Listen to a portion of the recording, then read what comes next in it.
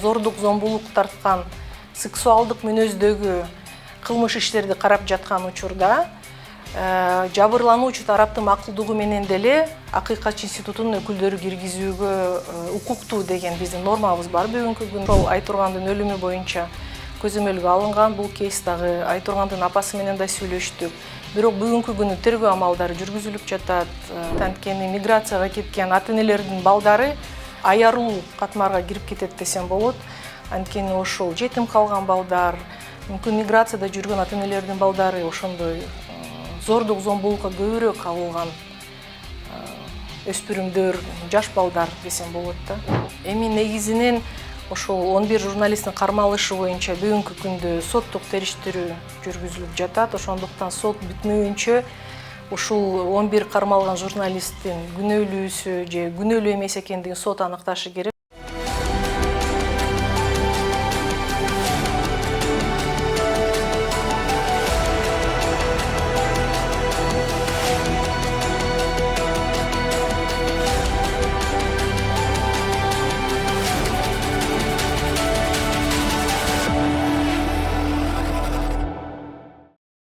Саламатсыздарбы, урматтуу Политклиника медиасынын көрөрмандары. Бүгүн биздин тет-а-тет программабызда конокто Кыргыз Республикасынын акыйкатчысы Жамиля Жаманбаева болмокчу. Жамиля айым, саламатсызбы? Кош келдиңиз биздин студиябызга. Алгачкы эле суроом ушу, жай келип, негизи эмгек өргүүсүнө чыктыңызбы? Кандай эс алып атасыз? Саламатсызбы, дагы бир ирет. Эми ар жылдык баяндамамды бергенден кийин майдын аягы болуп калды. Ошондо 3 жумага өргүүгө чыгып келдим. Албетте, бирок көп деле өзүмдүн өргүү маалымды жай айына көп ылайыктуу деп эсептебейм да. Анткени жай айында мага кичине ысыгыраак, ошондуктан кичине мындай салкыныраак жерге баргым келе берет. Ошондуктан өргүүдө деле ысык көлгө бир жолу барып келдим. Негизи Бишкекте элемин. Акыркы учурда ошо өзүңүз байкап аткандай зордук зомбулук маселеси күч алып жатат. Негизи ушул айымдардын өлтүрүлүшү, кыз келиндердин сабалышы күч алып атат. Мунун себеби эмне болуп атат? Сиздер статистика жүргүзөсүздөр да, ошол боюнча кеңири токтолуп кетсеңиз. Негизи айтканыңыз туура. Акыркы жылдарда эмнегедир Кыргызстанда ушул үй бүлөлүк зордук зомбулук маселеси абдан мындай көйгөй жаратып жатат. Анткени ушул Акыйкатчы институтунун көңүл чордонунда десем болот. Бул балдардын укуктарынын сакталышы, аялдардын ушул үй бүлөлүк зордук зомбулукка кабылышы жөнүндө бизди абдан тынчсыздандырат. Ошондуктан Акыйкатчы институту өзүнүн мандатына ылайык, өзүнүн ыйгарым укуктарына чегинен чыкпай, өзүбүздүн иш аракеттерибизди жүргүзүп келебиз. Анткени баарыбызга маалым болгондой, 2017-жылы Кыргызстанда үй бүлөлүк зордук зомбулуктан сактоо жана коргоо деген мыйзам жаңы редакцияда кабыл алынган болчу. Ушул мыйзамга ылайык Кыргызстанда ушул мыйзамды жүзөгө ашыруучу 17 субъектибиз бар. Ушул 17 субъекттин өз ара аракеттенүүсүнүн натыйжасына келип чыккан натыйжалуулук болуш керек да. 2024-жылы Акыйкатчы институту өзүнүн кабинеттик изилдөөлөрүн жүргүздү. Анткени ушул зордук зомбулуктун жылдан жылга көбөйүшүнүн анализдеп чыгып, биз 2024-жылдын башына эле ушул мыйзамдын мониторингтөө маселесин көтөрдүк. Дароо эле бул мыйзамды мониторингтөө маселеси биздин иш пландарыбызга кирди. Ошондуктан бир ай боло элек ушул кабинеттик изилдөөнү жүргүздүк. Кабинеттик изилдөөнүн жыйынтыгын биз министрлер кабинетине да жөнөттүк. Анан ушул мыйзамдын аткарылышынын көзөмөлүн күчөтүү үчүн башкы прокурорго да тийиштүү кат жолдодук. Бүгүнкү күнү биздин ушул анализдин жыйынтыктары мындай, как сказать, нерадужный. Кичине бизди өкүндүрөт. Анткени ошол мыйзамда белгиленген 17 субъектинин өз ара аракеттенүүсүнүн деңгээли абдан төмөн болуп чыкты. Ошол эле жергиликтүү биздин органдарыбыздын жетиштүү эмес деңгээлде иш алып баруусу, ошол эле коргоо ордерлери, иши маселе көп. Ошондуктан биз ушул бардык маселелерди чагылдырып министрлер кабинетине тийиштүү кат жолдодук. Ушул мыйзамдын аткарылышына көзөмөлдү, контролду күчөтүп бериңиз. Ушул мыйзам иштеш керек. Анткени бул мыйзам жакшы эле жазылган. бирок ушул мыйзамдын аткарылышын биз ичинен мындай канааттандырбай жатабы? Анан негизи ушу зордук зомбулукка кабылгандар көбүнчө кризистик борборлорго кайрылышат да. Мен билгенден анан сиздер ушул кризистик борборлор менен кандай учурда иш алып барасыңар, аларга кандай көмөк көрсөтөсүздөр? Бүгүнкү күнү Кыргызстанда мэрияга баш ийген Аялзат деген бир эле кризистик борборубуз бар. Бүгүнкү күнү Акыйкатчы институту биз дайыма айтып эле келатабыз. Мамлекет тарабынан ушундай кризистик борборлор көбөйүшү керек. Анткени ошол кризистик борборлордо жабыр тарткан аялдарга, зордук зомбулуктан жабыр тарткан балдар болобу, аялдар болобу, эркектер болобу, мындай психологиялык жардам, юридикалык жардам көрсөткөнгө дайым даярда. Анткени бүгүнкү күнү мисалга алсак, Акыйкатчы институту бизде Сезим деген кризистик борбор бар. Ушул Сезим кризистик борбору менен чогуу түзгөн меморандум бар. Ушул меморандумдун алкагында биз абдан жакшы аракеттерди алып барабыз. Чогуу иштейбиз. Мисалга алсак, ошол эле кейстер боюнча СМИде, соц тармактарда чыгып жаткан ушул кейстердин жардам берүүсү боюнча юридикалык жардам болобу, психологиялык жардам болобу, ошол Сезим менен абдан тыгыз байланышта иш алып барабыз.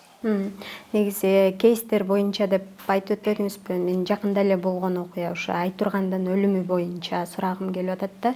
Негизи ушу социалдык тармактарга да жазылбадыбы? Айтургандын кайнатасы адвокат экен, ошондон улам адвокаттар бул ишти карабай жатышат деген билдирүүлөр болду да. Негизи ушул боюнча кеңири айтып өтсөңүз, азыр бул иш эмне болуп атат? Сиздер көзөмөлгө алдыңыздар да. Ооба, бүгүнкү күнү Акыйкатчы институту биздин институтка арыз түшпөсө деле биз өзүбүз соц тармактарды мониторинг жүргүзөбүз. Эгерде кандайдыр бир соц тармактар аркылуу бизге кайрылуу келип түшсө, эгерде ошондой бир сөз болсо эле биз ошого реакция кылабыз. Сөзсүз ошол Айтургандын өлүмү боюнча көзөмөлгө алынган бул кейс дагы Айтургандын апасы менен да сүйлөштүк. Бирок бүгүнкү күнү тергөө амалдары жүргүзүлүп жатат. Эми таратылган маалыматтар боюнча Ички иштер министрлиги деле айтты, мындай объективный тергөөнү биз убада беребиз. Ошондуктан бүгүнкү күнү тергөө органдарына мүмкүнчүлүк беришибиз керек. Бүгүнкү күнү экспертизанын корутундусу күтүлүүдө. Ошол экспертизанын жыйынтыгы менен гана билинет да Айтургандын өлүмүнө эмне себеп болду. Анан ошого жараша тергөө органдарынын кыймыл аракетине кийлигишпей кичине күтө турсак ушул деген ойдобуз да. Мисалы, ушундай маселелерге келгенде кандай кыйынчылыктарга душар болосуңар? Ошол эле учурда тоскоолдуктар дагы жаралбай койбойт да, Мисалы, эстеп кетсеңиз, ошол кейстерден мисал келтирип, Мисалга алсак, кейстерибиз андай кейстерибиз көп, анткени бизге абдан көп жарандар келип арызданышат. Анан биз байма-бай чыгып жаткан пресс-релиздерди окуп, алар келишет, бизге да жардам бергиле, бизге да жардам керек, ушундай жардам бере алат экенсиңер деген маселелер да көп. Сөзсүз бул фактылар мени бир жагынан кубандырат, бир жагынан өкүндүрөт да. Анткени ушундай арыздануучуларды кабыл алганымда биздин ошол эле укук коргоо органдары болобу, мамлекеттик органдардын кичине мындай шалаакылык мамилеси десемби, ушундай кандайдыр бир эң эле мындай элементарный дегенди түшүндүрүү иштери жок болгондугуна байланыштуу. Кээ бир жарандар юрист эмес, алар түшүнбөй калышат. Эмне кылыш керек, кандай кылыш керек, мындай маселелер көп сөзсүз. Бизге келишет, биз реакция кылабыз, мамлекеттик органдарга жазабыз, укук коргоо органдарына абдан көп мындай кайрылуу жасайбыз, жардам берип коюңуз, мындай фактыларды карап бериңиздер, объективный тергөөнү камсыздап бериңиздер деп мамлекеттик ошондой эле укук коргоо органдарынын жетекчилерине сөзсүз биз көп эле жазып калдык да ошол каттарды. Ошол каттарга дайыма жооп болобу же кандай айрым учурда? Эми канааттанбай калган учуруңар болобу?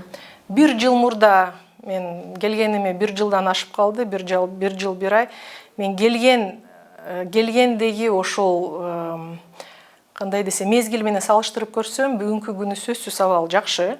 Анткени бүгүнкү күнү ар бир биздин катыбыз, ар бир биздин көңүл буруу актыбыз, ар бир сунушубуз сөзсүз мамлекеттик органдардын жетекчилери тарабынан мындай жооп берилбей калган фактылар жок. алар мындай шаар эле жакшы эле жооп беришет. Анткени эми биздин мыйзам боюнча акыйкатчы өзүнүн ишмердүүлүгү боюнча ар жылдык баяндама жасайт. Бул баяндама өзүңүздөргө маалым болгондой ушул эле жылдын май айында болду. Ушул акыйкатчынын ыйгарым уктарынын алкагында жылдык баяндамага ушул кайсы мамлекеттик органдар биздин сунуштарыбызды аткарбай койду, эмне себептен аткарбай койду, кандай тоскоолдук жаратты деген маселелерди чагылдырып көрсөтөбүз. Ошондуктан ушул биздин мисалга алсак 2023 жылдын акыйкатчынын ар жылдык баяндамасын алсак, биздин баяндамабыз 100гө жакын сунуштарды камтыды да. Ушул 100гө жакын сунуштардын баардыгы жогорку кеңеш тарабынан колдоо таап, ошол токтом чыкты. Анткени биздин мыйзам боюнча акыйкатчынын баяндамасы боюнча жогорку кеңеш тийиштүү токтом чыгарып берет. Ошол токтомдун жыйынтыгы боюнча ошол эле биз сунуштаган мамлекеттик органдарга, укук коргоо органдарына ошол адамдын укуктарынын жана эркиндиктеринин сакталышына багытталган кандай кыймыл-аракеттерди жүзөгө ашыруу керек экендиги биз сунуш беребиз. Ошол сунуштарды жогорку кеңеш туура деп таап, ошол эле сунуштарды башка мамлекеттик органдарга жиберилди. Бүгүнкү күнү жооптор келип жатат. Эми 2024 жылдын аягына чейин күтө турушубуз керек. Бирок баса белгилеп кетким келип атат. 2023 жылдын 7 айын эле мен иштедим.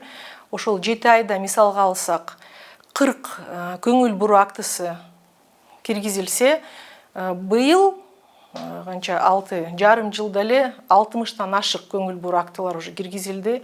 Бүгүнкү күнү акыйкатчы институту мындай толук кандуу иштеп жатат десем жаңылышпайм. Анткени ар бир биздин көңүл буруу актысына болобу ар бир мамлекеттик орган жакшы жооп берип, тийиштүү мисалга алсак, өз кызматтык милдеттерин начар аткарып жаткан кызматкерлерине карата чара көрүлүп жатат.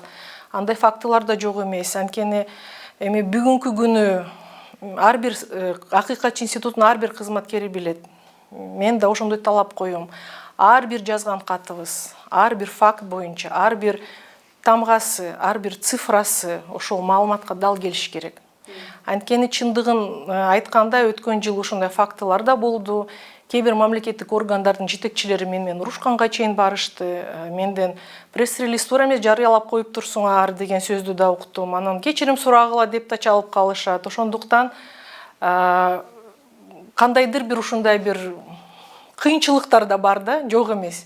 Бирок ага карабастан акыйкатчы институту бүгүнкү күнү мындай дагы бир жолу кайталап кетем го, толук кандуу иштеп атат десем жаңылышпайм. Ошондуктан биздин кызматкерлер 40% жаңыланган, жаңы кызматкерлер келди, жаңы муундар келди. Жакшы, ошол биз азыр ушул аялдардын маселесине токтолуп өтпөдүкпү? Эми ошол эле үй бүлөдөгү жаш балдардын маселесине токтолгум келип атат да. Себеби акыркы учурда 1 жыл аралыгында, жаңылышпасам, ата-энесинен, ошол эле өгөй атасынан же өгөй апасынан зордук зомбулукка кабылган балдардын саны дагы кескин көбөйүп жатат да. Мунун себеби эмне болуп атат? Сиздер атайын статистика жүргүзөсүздөр да бул боюнча, Жок, бул боюнча биз статистика жүргүзбөйбүз. Бул боюнча Ички иштер министрлиги статистика жүргүзүшөт. Ошол статистикага таянсак, мисалга алсак 2022 жылы үй бүлөлүк зордук зомбулукка кабылган фактылардын саны 8,5 миңден кичине ашкан. Ал эми 2023 жылдын статистикасын карасак, уже 13 миңден ашык болуп калган да, 30% өскөн. Бүгүнкү күнү ошол эле Ички иштер министрлигинин статистикасын карасак, 2024 жылдын 4 айынын статистикасы боюнча 4 айда 2023 жылдын 4 айына салыштырмалуу 15% дагы өстү. Ошол эле катталган фактылар, үй бүлөлүк зордук зомбулук боюнча катталган фактылар. Ошондуктан сөзсүз бул көрүнүш тынчсыздандырат, ар бир эле билбейм, ар бир эле адамды десем болот. Анткени биздин оюбузча бул эмне себеп болуп атат буга? Тарбия маселеси бүт эле сферадагы маселелерди камтыйт деп ойлойм. Анткени тарбиядан башталат. Эмнегедир биздин кээ бир үй бүлөлөрдө кыздарга мындай көбүрөөк көңүл бурат десем, кыз кандай өзүн алып барыш керек деген маселе көп да, бирок ошол эле учурда бала кандай болушу керек? Эркек бала. эркек бала ушундай сый мамиле кылыш керек деген эмнегедир мен маселени укпай жатам да. Ошол эле мектептердеги тарбия, ошол эле агартуу иштери керек болуп атат. Ошол анткени мисалга алсак Акыйкатчы институту биз жогорку окуу жайларына деле мектептерге деле барып жатабыз. Ошол агартуу иштери дагы биздин мындай бир багытыбыздын бири да. Студенттерге лекция окуу, биздин мандатыбыз эмне, кайсы учурда бизге кайрыла алышат. Ошол эле 115 деген шыр байланышыбыз бар. Ушул 115 деген бекер шыр байланышыбыз аркылуу, электрондук жазуу аркылуу бизге республиканын ар кайсы аймактарынан дароо эле кайрылса болот. Ошондуктан мен да кайрылып кетет элем. Эгерде кандайдыр бир маселе болсо, биз ошол юридикалык кеңеш, кеп кеңеш бергенге дайым даярбыз. Кайсы мамлекеттик органга кайрылуу керек, кайсы мамлекеттик органдын ыйгарым укуктары кандай деген маселелер көп да. Анан бул нерсеге ушу миграция дагы өзүнүн таасирин тийгизбейли, кандайдыр бир деңгээлде? Сөзсүз биздин оюбузча миграция маселеси да өз таасирин тийгизет. Анткени миграцияга кеткен ата-энелердин балдары мындай аярлуу катмарга кирип кетет десем болот. Анткени ошол жетим калган балдар, мүмкүн миграцияда жүргөн ата-энелердин балдары ошондой зордук зомбулукка көбүрөөк кабылган өспүрүмдөр, жаш балдар десем болот да. Жакшы, ушу мигранттар боюнча дагы сурагым келип атат да. Негизи ушу Орусияга кеткен биздин жаш улан кыздарыбыз көбүнчө баңгизат ташып кармалып же болбосо сатып кармалган учурлар көп эле кездешип атат да. Анан аларга сиздер кандай жардам көрсөтөсүздөр? Эми Акыйкатчынын мандатын кайра эле карап көрсөк, Акыйкатчы институту Кыргызстандагы эле эмес, чет мамлекетте жүргөн кыргызстандыктардын укуктарын коргоого дагы багытталган иш-аракеттерди жүргүзүүгө укуктуу. Бирок биздин ошол чет мамлекетте жүргөн кыргызстандыктар менен байланышыбыз деле бар. Өзүңүздөр расмий маалыматтарды карап көрсөңүздөр, Акыйкатчы институту бүгүнкү күнү 7 эл аралык ошол омбудсмен институттары менен байланышкан уюмдардын мүчөсү болуп келет. Ошол түзүлгөн меморандумдардын алкагында мисалга алсак, эми эч кимге сыр деле эмес, Кыргызстандын көбүнчөсү Россияда жүрүшөт. Ошол эле Москва, Екатеринбург, өткөн жолу расмий иш сапар менен Санкт-Петербург шаарына барып келдим. Ошол жакта мигранттардын маселесин көтөрдүм. Анткени маселе көп. Ошол эле жактагы Россиянын омбудсмени, Санкт-Петербургдун омбудсмендери менен жолугушуп жүрөбүз. Биздин кыргызстандыктар менен деле мындай жолугушууларды өткөрүүгө тез барган сайын ошол жолугушуулар бизге керек деп ойлойм да. Анткени ошол Россиядагы болгон, Россия деле эмес да, башка чет мамлекеттерде болгон биздин кыргызстандыктардын укуктарынын бузулушу, эркиндиктерин ошол абалын өз сөзү кылып айтып бергенге, анткени кээде кайрылбаса ошол кандай маселе менен, кандай укук бузуу менен бул кезиге да ошону өз сөзү кылып өзлөрү айтып берсе ошондо түшүнүктүүрөөк болот да. Ошондуктан биз Россиянын омбудсмени менен өткөн жылы дагы Москвада биздин жашаган кыргызстандыктар, диаспоралардын өкүлдөрү менен мындай чоң жакшы жыйын кылдык. Ошол жыйында алар өзүнүн көйгөйлөрүн айтып беришти. Эмне проблемасы бар? Сахарова деген биздин мигранттар кармалган жабык жайга барып да көрдүк, сүйлөшүп көрдүк, эмне проблемалары бар, кандай регистрация кылышат. Эми өткөн жолу Петербургка барып келгенден кийин ошол жакта деле проблемалар бардык жакта эле бирдей экен. Каттоого туруу, ошол черный список деген маселеси бар. Ошол эле балдардын анан ден соолук боюнча проблемасы бар. Балдарды мисалга алсак билим берүү жагы боюнча да кээ бир маселелер бар экен. Ошол эле баңгизаттарды ташуу боюнча абдан көп эле биздин кыргызстандык улан кыздар кармалат экен. Билип билбей баары түшүнүктүү. Бирок бүгүнкү күнү Кыргызстандан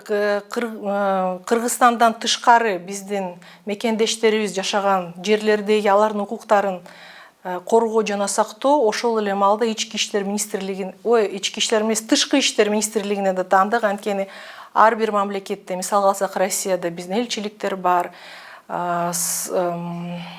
социалдык жана миграция министрлигинин өкүлдөрү бар, ички иштер министрлигинин өкүлдөрү бар. Ошондуктан ошол бүт мамлекеттик генералдык башкы консулдуктар бар. Ошондуктан ар бир мамлекеттик орган чет мамлекетте жүргөн дагы биздин кыргызстандыктардын укуктарын жана эркиндиктерин сакталышына бул милдети. Мисалы жана жогоруда айтып өтпөдүңүзбү, Баңгизат менен кармалгандар депчи, алардын укуктары кандай корголот? Негизи Кыргызстанга алынып келинеби алар? Мисалга Кейс алсак, катары айтып өтсөңүз. эгерде мисалга алсак, Баңгизат боюнча биздин кыргызстандык жаран кармалса, сөзсүз эгерде Россиянын мыйзамдары боюнча бул башка мамлекеттин жараны болсо, сөзсүз консулдуктан болобу, элчиликтен болобу киши келип катышып бериши керек. Анткени көбүн эсе биздин кыргызстандыктар кээ бирөөлөр орус тилин билбей деле ошол жака барышат экен. Түшүнүксүз документтерге кол койгон фактылар да бар экен. Ошондуктан котормочу жок. Ошондуктан эмне кагазга кол койдуңуз деген суроого деле жооп бере алышпайт. Эмне боюнча, эмне айып, эмне күнөө деп ошол жакта кармалгандар бар экен. Бирок бүгүнкү күнү келишимдерибиз бар. Ушул келишимдердин негизинде биздин ыйгарым укуктуу мамлекеттик укук коргоо органыбыз бар. Бул башкы прокуратура менен башка мамлекеттердин башкы прокуратуралары өз ара аракеттенүүсүнүн натыйжасында ошол экстрадиция маселесин чечишет да.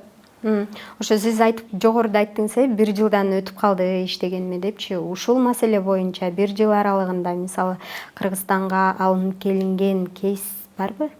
Мисалга алсак, ооба, абдан жакшы бир кейсибиз бар, биз мактанат турган. Мисалга алсак, Россия Федерациясынын территориясында башка чет мамлекеттин талабы менен биздин Кыргызстанды кармалган болчу.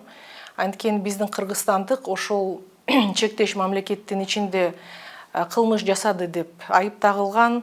Бирок ушул фактыны билгенден кийин, бизге арыз түшкөндөн кийин Акыйкатчы институту сөзсүз кийлигишти.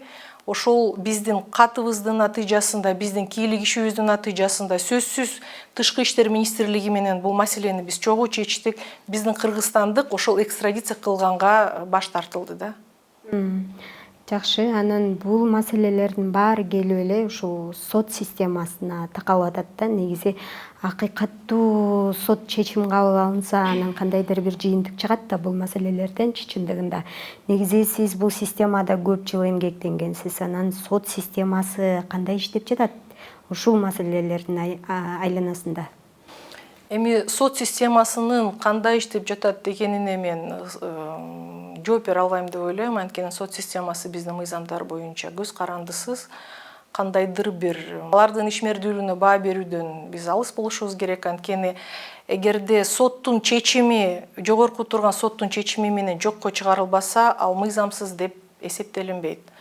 Ошондуктан, бирок ошого карабастан эми биздин ишмердүүлүгүбүз боюнча айта кетсем, мисалга алсак, Акыйкатчы институтуна 2023 жылы 11.200дөн ашык арыз келип түштү. Бул арыздардын ичинен 51,4% укук коргоо жана сот органдарынын кыймыл аракеттерине келип түштү да. Ошол эле 51%дын ичинен 41% сот органдарына. Көбүн эсе бизге арыздануучулардын көбү ошол сот процесстерине барып мониторинг жүргүзүп бериңиз деген маселе менен кайрылышат. Анткени сөзсүз биз сот процесстерине тарап катары катыша албайбыз. Анткени андай укугубуз жок, биздин мыйзамда да андай каралган эмес. Бирок ошол эле убакта байкоочу катары катышабыз ошол процесстерде. Кээ бир жабык процесстерге бизди катыштырбайт, бизди киргизбейт. Анткени биз иштеп жаткан бүгүнкү күнү мыйзам боюнча, мисалга алсак, ошол эле зордук, зомбулук тарткан, сексуалдык мүнөздөгү кылмыш иштерди карап жаткан учурда жабырлануучу тараптын макулдугу менен деле Акыйкатчы институтунун өкүлдөрү киргизүүгө укуктуу деген биздин нормабыз бар бүгүнкү күнү. Бирок бул норма кодекске дал келбейт. Анткени биздин укуктук ченемдик актылар деген мыйзамыбыз бар. Ушул мыйзамдын негизинде жогору турган мыйзам, эгерде ылдыйраак турган мыйзамга дал келбесе, жогору турган мыйзамдын нормалары аткарылат да. Ошондуктан биздин мыйзамыбыз кодекстен кичине ылдыйраак тургандыгына байланыштуу соттун гана чечими менен гана, эгерде сот ошентип макулдук берсе, биздин өкүлдөр катышууга болот да. Бирок көбүнчөсү бизди катыштырбайт. ошол саясий негизде соттолгондор дагы болуп атпайбы? Мисалы, публицист Жобай Шакире 5 жылга соттолду. Ошол эле учурда активист Өндүрүш Токтон Насаров сот тарабынан күнөөлүү деп табылып 100 000 сом айып тагылды. Кемпир абад маселеси учурда журналисттердин соту жүрүп атат. Ушул маселелерди карап, анан ушу Кыргызстанда сот адилеттүүлүгү барбы? Эми бул кылмыш иштери боюнча мындай коомдо резонанс жараткан иштер боюнча сөзсүз биз да көзөмөл кылабыз. Мен жогоруда эле айтып кеттим. Бул кейстер боюнча биз арыздарды деле күтпөйбүз, сөзсүз мониторинг кылабыз. Бул кылмыш иштери боюнча мүмкүн арыздар түшсө, кармоо шарттарына келип түшүшү мүмкүн. Эгерде ден соолугу боюнча кандайдыр бир маселе болсо, ушул маселелерди биз барууга, ошол жакта мониторинг кылууга укуктуубуз да. Ошондуктан бирок сот процесстери жүргөн маалда сөзсүз биздин кызматкерлерибиз барышат. Эгерде процесс жабык болбосо, биздин кызматкерлер киришет, ошол жакта мониторинг кылышат, сөзсүз. Азыр мисалы журналисттердин сотун мониторинг кылып, ооба. Мониторинг кылып жаткан, ооба. Бүгүнкү күнү журналисттер боюнча мониторинг кылабыз, бирок көп эле жабык процесстер боюнча киргизбей койгон моменттер да бар.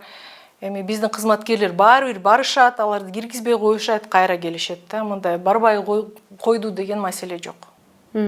Бул убакка чейин ушул аралыкка чейин негизи журналисттерди 11 журналистти бир алып камакка алган учур биринчи жолу катталып атат да. Негизи эле учурда Кыргызстанда сөз эркиндигинин абалы кандай сиздин пикириңизде? Эми негизинен ошол 11 журналисттин кармалышы боюнча бүгүнкү күндө соттук териштирүү жүргүзүлүп жатат. Ошондуктан сот бүтмөйүнчө ушул 11 кармалган журналисттин күнөөлүүсү же күнөөлүү эмес экендигин сот аныкташы керек. Ошондуктан эгерде биз бүгүн кандайдыр бир пикир айтсак, туура эмес болот да. Соттун ишмердүүлүгүнө ийгилик иши болуп деле эсептесе болот да. Ошондуктан биз сөзсүз ошол соттук териштирүүнүн жыйынтыгын күтүшүбүз керек. Анткени эми өзүңүздөргө маалым болгондой, Кемпир абад иши боюнча деле акталышты. Бирок бүгүнкү күнү бул экинчи инстанцияда каралып атат. Ошону дагы биз соттук териштирүүлөрдүн жыйынтыгын сөзсүз күтүшүбүз керек. Жакшы, Жамиля айым, убактыңызды бөлүп келип бергениңизге ыраазычылык билдирем. Ушуну менен маегибизди жыйынтыктайлы. Эфирде Политклиника медиасынын тет-а-тет программасы болду. Аны мен Кымбат Турдубекова алып бардым. Политклиниканын YouTube каналына, Facebook баракчасына жазылууну унутпаңыздар. Сак саламатта туруңуздар.